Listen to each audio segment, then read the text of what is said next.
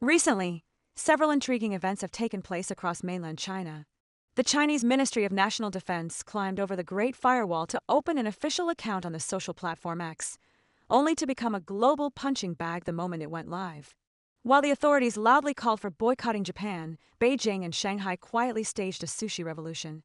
And then, a Polish court outright banned the Communist Party, instantly detonating comment sections in China. At first glance, these events may seem unrelated, but upon closer inspection, they resemble three signal lights switching on at the same time. The authorities still think they can control the narrative, but public sentiment has already awakened and begun to quietly push back. What will happen in the next moment? China's Ministry of Defense opens X account and gets obliterated by netizens. On December 8th, China's Ministry of Defense quietly opened an official account on X. The very first post featured a 1-minute, 10-second propaganda video, accompanied by the high-profile English caption, "Witness history. We are here." They claim the account will be used to share stories about China and the Chinese military. The reaction was instantaneous, like someone had ignited a fuse. Netizens rushed in, and here's what they had to say. "I thought it was fake news, but I checked, it's real. Why are you allowed to bypass the firewall? What VPN are you using? The government is really good at demonstrating how to scale the firewall. Are you planning to tear it down? When will you investigate the Yu Menglong case? Why am I constantly censored inside China? How many citizens and students did the PLA kill on 8964? How shameless is this? Chinese citizens can't access X, yet the Ministry of Defense opens an account here. Welcome to X. There's no cyberspace administration here, no censorship, no protective shields. Only global netizens ready to bombard you 24/7.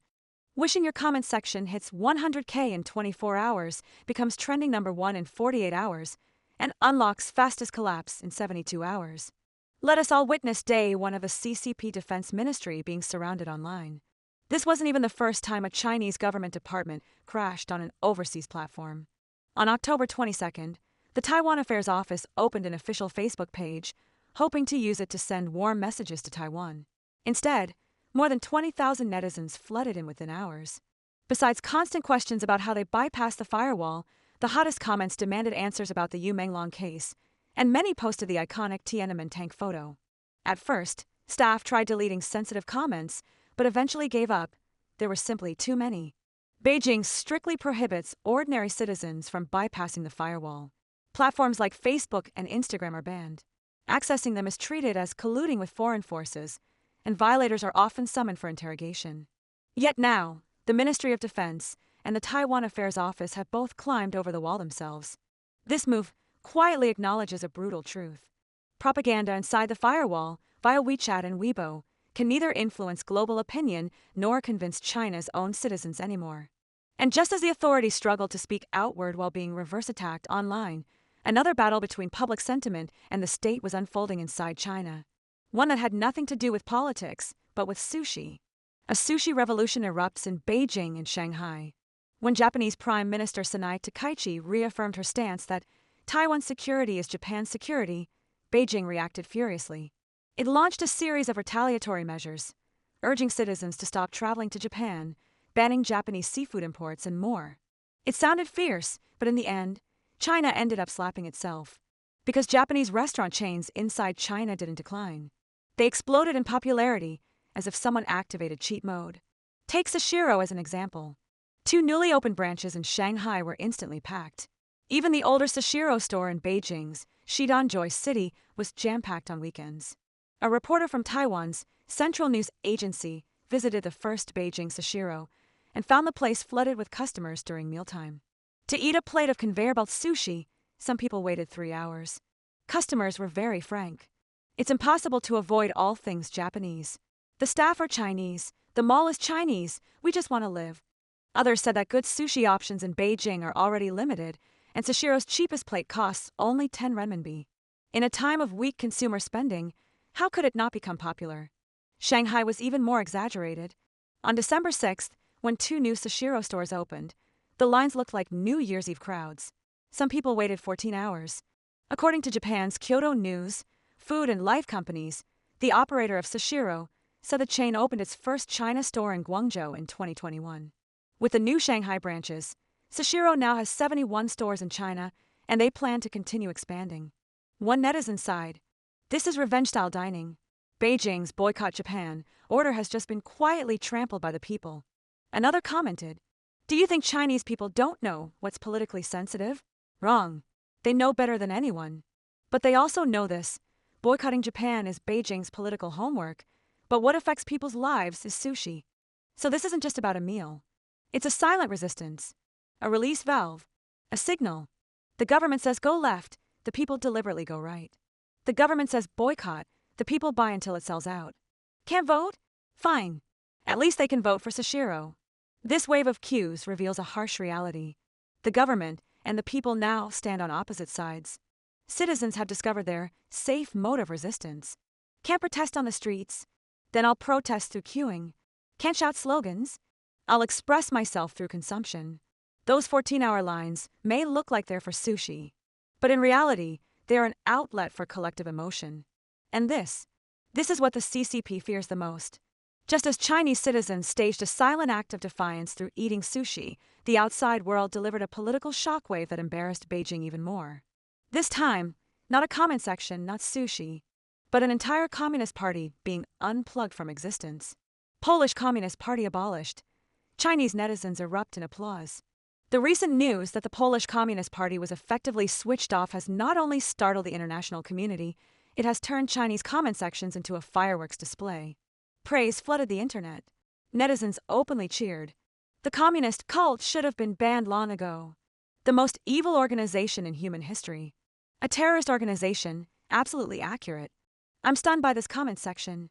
On December 5th, Poland's Constitutional Tribunal, responding to a petition by President Karol Nawrocki, officially ruled to outlaw the Communist Party. A 21-year party history ended that day, lights out, removed from Poland's political stage.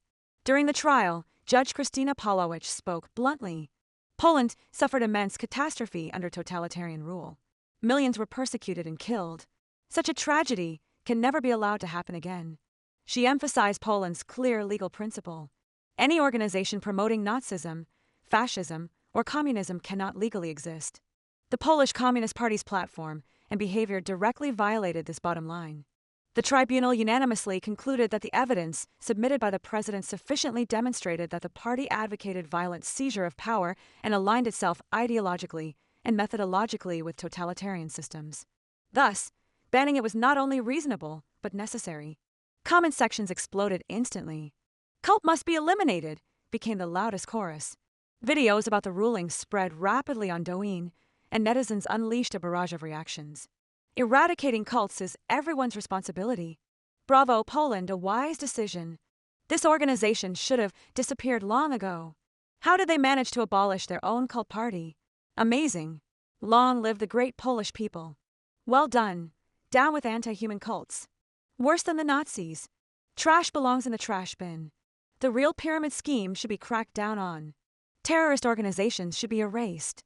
One blogger, Current Affairs Knowledge Bureau, fanned the flames even further. Poland means business this time. A political party erased on the spot. He highlighted the most explosive reasoning. The Constitution prohibits advocating totalitarian systems, including communism. That single sentence was enough to push public sentiment from lukewarm to boiling.